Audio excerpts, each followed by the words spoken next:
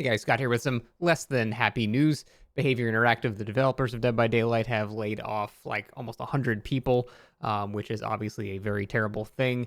The only saving grace about this is that this statement is on the whitest background ever, that it's basically acting as a natural ring light for my face, which is cool.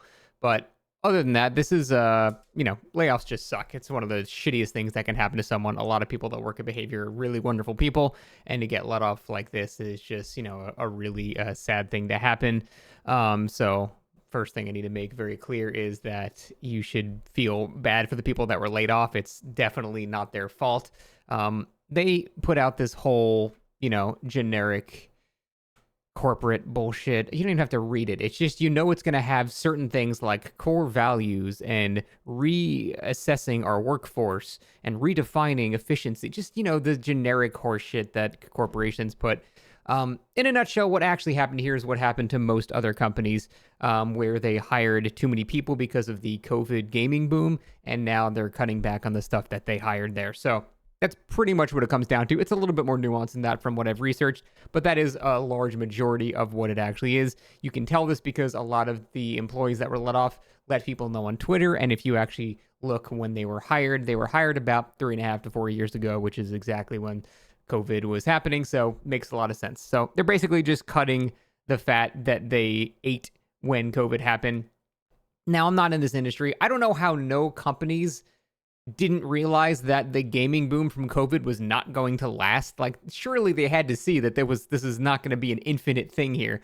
I don't know. So many companies just hired a bunch of people that they couldn't afford 5 years down the line. And it just sucks that, innocent people are now just losing their jobs because of these decisions. But I guess, to be fair, they got the jobs because of it too. Regardless, it's still a shitty thing. So again, to all the people that lost their jobs, I have nothing but sympathy. As a streamer, that whole concept of just suddenly just not having your job anymore is one of the most frightening things. So I truly empathize with that. It is a really shitty thing. So best of luck to everybody that lost their jobs there. That being said, I do have to kind of agree with simply not having that many employees for Behavior.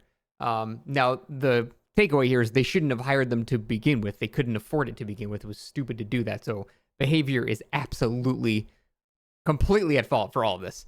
But they have, or had, like 1,300 employees. I don't think people realize how big a company Behavior Interactive is. They are absolutely a massive, massive company.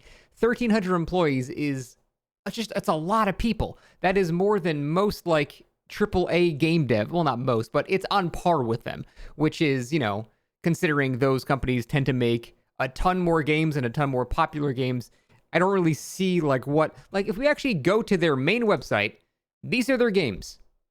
Dead by Daylight, we all know, very popular game, very successful. Basically the main thing the company is known for. Great. This game is being made by Supermassive. I think that's their name. It's just being published by Dead by Daylight. So they're not actually working on it. They're just the publishers of the game. Meet Your Maker is no one plays it. No one plays it. No one plays it. I don't think anyone plays it. To be fair, I haven't checked the numbers on What the Fog. Maybe it's got some players. I don't know. But for the most part, the game that they have is Dead by Daylight. Now, I actually did a bunch of research in this because it just wouldn't make any sense to have 1,300 people working on Dead by Daylight. That just blows my mind. That would make no sense. But Behavior actually does things that are not just gaming. They have a lot of things related to something I just learned about called location-based entertainment. They actually recently acquired a company that handles this stuff.